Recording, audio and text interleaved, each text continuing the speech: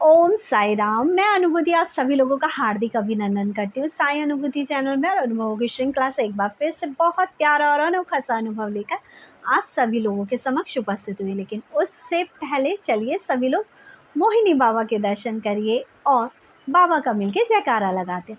अनंत कोटि ब्रह्मांड नायक राजाधिराज योगी राज परम ब्रह्म श्री सच्चिदानंद सद्गुरु साईनाथ महाराज की जय। ओम साई राम। साथियों, आज ये अनुभव मैं आपको बताने जा रही हूँ वह राजस्थान से, लेकिन डिवोटी ने अपना नाम बताने के लिए मना किया है। इससे पहले भी चैनल पे इन डिवोटी के अनुभव शेयर किए जा चुके हैं। इसी श्रृंखला में आगे बढ़ते हैं इनके अनुभव के साथ। आप जब ये अनुभव सुनेंगे तो आप कहेंगे कि वाकई अगर बाबा चाहे तो कुछ भी हो सकता है। ये डिवोटी बताते हैं कि दीदी, क्योंकि हमारा खेती बाड़ी का काम है, ये कहते हैं कि इसी सिलसिले में दीदी हम अपने यहाँ पर एक गाय लेकर आए। गाय बहुत दुधारू थी, तो हमने सोचा कि गाय का दूध बेच के अच्छी इनकम हो जाएगी ताकि हमारी आर्थिक स्थिति सुधर जाएगी। ये कहते हैं दीदी, पता नहीं क्या हुआ, जब हमारे घर ये गाय आई तो उसने दूध देना बंद कर दिया। ये कहती है अब हमारे घर में आए दिन कलेश होने लगा इससे कि गाय दूध नहीं दे रही है और तुमने ही कहा था कि लेकर आ जाओ। अब इसमें दोष तो किसी का नहीं था, लेकिन मन तो दुखता ही है क्योंकि इन्होंने 70,000 रुपये खर्च करके गाय ली थी। ये कहती हैं दीदी कि मुझे बहुत गुस्सा आने लगा क्योंकि हर दिन का कलेश, हर दिन की कहा-सुनी हमारे बीच में होने लगी। ये कहती है दीदी, इसी गुस्सा-गुस्सी में मैंने गाय को चारा डालना यानी खली डालना बंद कर दिया। ये कहती हैं कि दीदी गाय बहुत कमज़ोर हो गई। ये कहती है बस मैं अपने बाबा को याद करती, बादशाहपुर वाले बाबा को, और बाबा से यही कहती कि बाबा काश कि इसको कोई ले जा ले बिना ये देखे कि ये कितना दूध देती है और कितना नहीं देती है। ये कहती है दीदी क्योंकि हमारा गांव का सीन है और आज तक कभी ऐसा नहीं हुआ कि किसी की गाय या भैंस इसलिए बिक जाए बिना देखे कि कितना दूध देती है या नहीं देती। हर इंसान चाहता है कि उसके घर में ऐसी गाय या ऐसी भैंस हो जो अच्छा दूध देने वाली हो। ये कहते हैं दीदी बस मैंने बादशाहपुर बाबा को याद किया, अर्जी लगाई। ये कहते हैं दीदी एक दिन एक ग्राहक आ गया और आप यकीन नहीं मानेंगे दीदी, एक्सपेक्टेशन से अबव जाकर, यानी जो हमने सोचा था उससे ऊपर हमें उसकी कीमत मिली। और दीदी जो मैंने सोचा था कि काश कि कोई ये भी चेक ना करे कि गाय कितना दूध देती है या नहीं देती है, बस इसको आकर लेकर चला जाए। ये कहती हैं दीदी कि एक्सपेक्टेशन तो ये थी कि सिर्फ 15,000 रुपये ही मिल सकते हैं इसके। ग्राहक आया, उसने गाय को देखा और उसने 55,000 रुपये में सौदा तय किया। ये कहती है मैं तो शॉक थी कि बाबा 55,000 रुपये, जबकि मैं खुद जानती हूँ कि 15,000 से ज़्यादा इसकी कीमत हो नहीं सकती थी मार्केट में। ये कहती हैं दीदी सौदा हाथ के हाथ हुआ, वो आए और हमारी गाय को लेकर चले गए। ये कहते हैं दीदी क्योंकि हम जॉइंट फैमिली में रहते हैं और सब लोगों ने मुझे यही किया, ये तो संभव ही नहीं था कि कोई आए और बिना ये चेक करे कि गाय दूध दे रही है या नहीं दे रही है, गाय लेकर चला जाए, और वो भी 55,000 रुपये। ये कहती हैं दीदी उस पल तो मुझे बस ऐसा लगा कि बाबा ने मुझे उठाकर अपने सीने से लगा लिया और मेरी परेशानी को दूर कर दिया। ये कहती है मेरे परिवार के सारे लोग मान गए कि वाह रे बादशाहपुर वाले बाबा, तेरे साईं इतने करामाती हैं कि जो संभव नहीं था वो भी संभव हो गया। यहाँ मैं एक चीज़ ज़रूर ऐड करना चाहूँगी इन डिवोटी के साथ, आपने जो किया शायद वो अच्छा नहीं किया, आपने उस गाय को खली डालना बंद किया। आगे से कभी ऐसा हो बाबा के सामने अर्जी ज़रूर लगाना, लेकिन कभी किसी का खाना मत रोकना। मुझे ये चीज़ सुन के थोड़ा सा दुख ज़रूर हुआ, और मैं यहाँ पर ये कहती हूँ कि आपके घर में बाबा निवास करते हैं और बाबा किसी को भूखा नहीं देख सकते और बाबा किसी का दुख नहीं देख सकते। इसीलिए साईं आए, बादशाहपुर वाले बाबा आए और उस गाय का सौदा हुआ। शायद यहाँ मैं ये कहूँगी कि ये सौदा आपके लिए नहीं, उस गाय के लिए बाबा ने कराया ताकि उसको भरपेट भोजन मिल सकता, ताकि वो एक ऐसी जगह चली गई जहाँ उसे अच्छे से रखा जाए। मैं बाबा से यही प्रार्थना करूँ कि बाबा वो जिस जगह भी गई हो वो गाय वहाँ बहुत दुधारू हो वो, और इतना दूध दे कि वहाँ के घर वाले, उनका जो मालिक हो उस गाय का, वो उसे बहुत अच्छे से रखे, और बाबा आपके हर बिगड़े काम बनाए।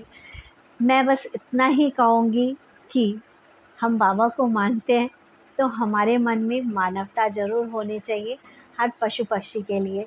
कुछ मैंने गलत कहा हो तो मुझे माफ़ करिएगा, लेकिन जब आपने मुझे ये अनुभव बताया, उसके बाद जब मैंने सोचा तो मुझे एक पल को बड़ा दुःख हुआ, और बस मैंने यही कहा कि साईं, क्योंकि आप विराजते हैं इनके घर में, हर बात सुनते हैं, तो आप अपने घर में किसी के साथ गलत होता हुआ कैसे देख सकते थे?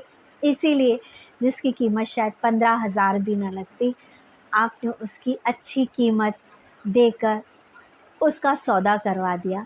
ना ही आपने हमारी इस साईं डिवोटी को नाराज़ किया, और ना ही हमारी उस गाय को, जिसके साथ कहीं न कहीं थोड़ा बहुत अन्याय हो रहा था। इसी सिलसिले में ये हमें अपना एक और अनुभव बताती हैं, कहती हैं कि दीदी, कि जब से मैं बादशाहपुर वाले बाबा से जुड़ी हूँ, मुझे ऐसा लगता है कि बाबा मेरी हर बात सुनते हैं।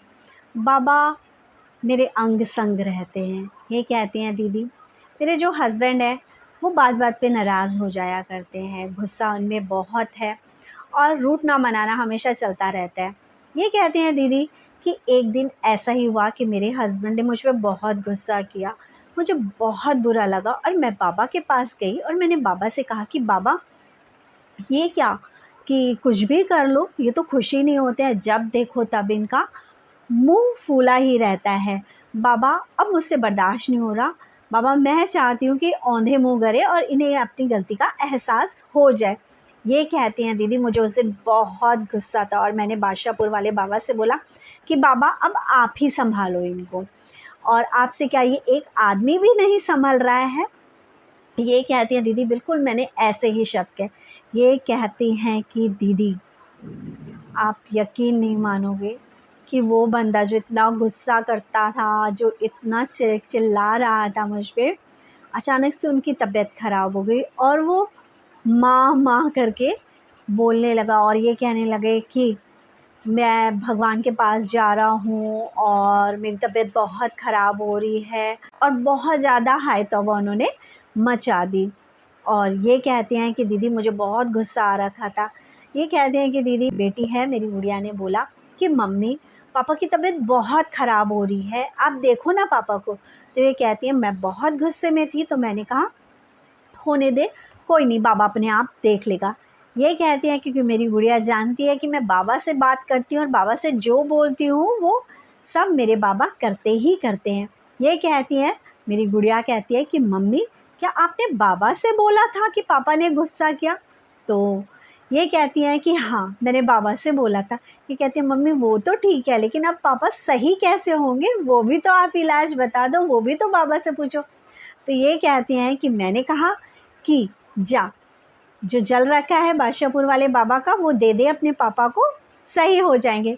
ये कहती हैं दीदी, उन्होंने जल पिया, मेरी गुड़िया ने ग्लास में डाल के अपने पापा को वो जल दिया, और वो तो 10 मिनट के अंदर हट्टे खट्टे अच्छे खासे बैठ गए, और मुझसे बोला ला खाना लेकर आ, मैं खाना खाऊंगा।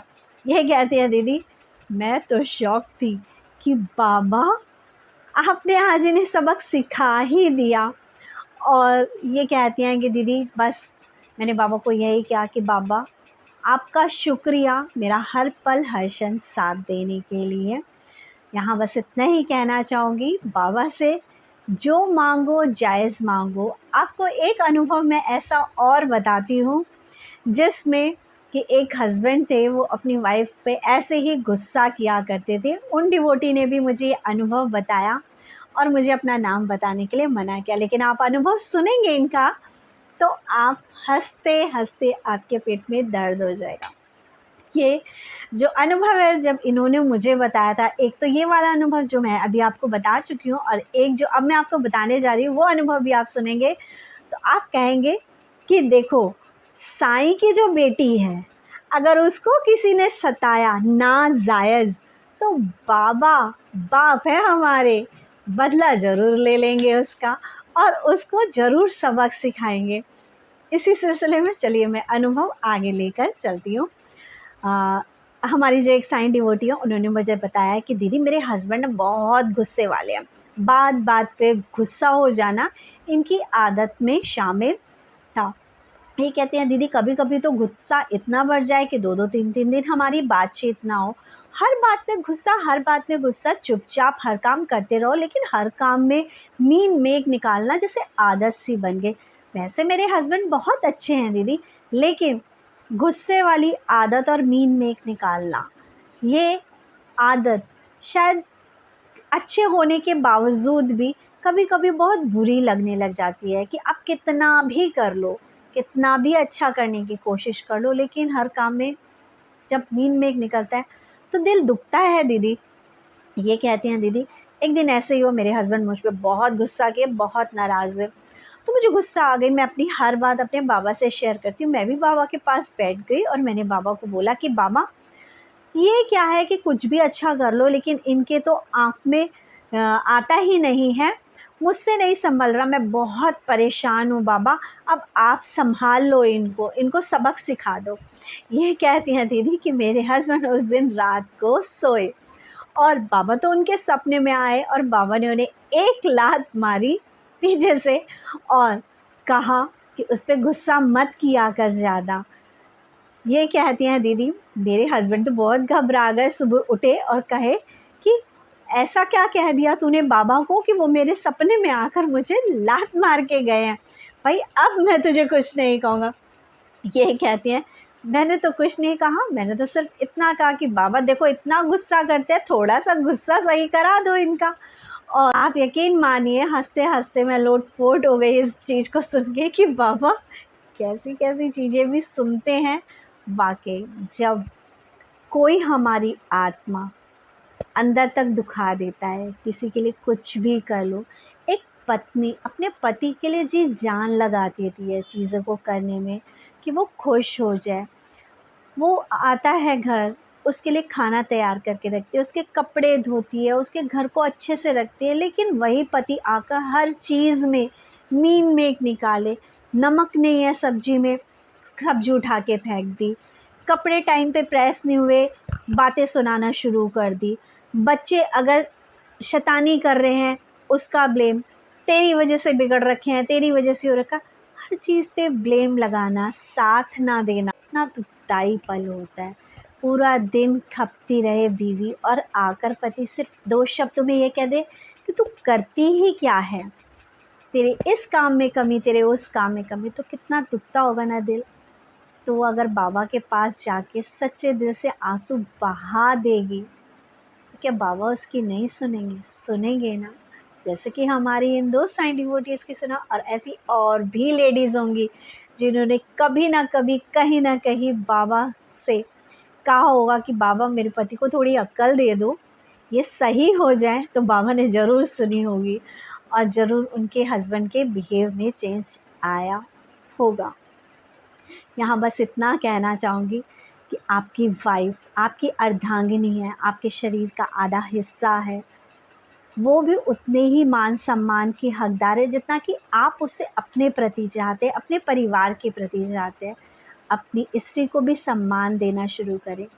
बस इसी के साथ इतना कहना चाहूँगी कि हर इंसान सम्मान का अधिकारी है, चाहे आपकी पत्नी हो, चाहे आपके बच्चे हो, और हमें इस चीज़ का हमेशा ध्यान रखना चाहिए। इसी के साथ चैनल को ज़्यादा से ज़्यादा शेयर करें, लाइक करें, सब्सक्राइब करें और वीडियो को ज़्यादा से ज़्यादा शेयर करें। ओम साई राम, जय साई राम।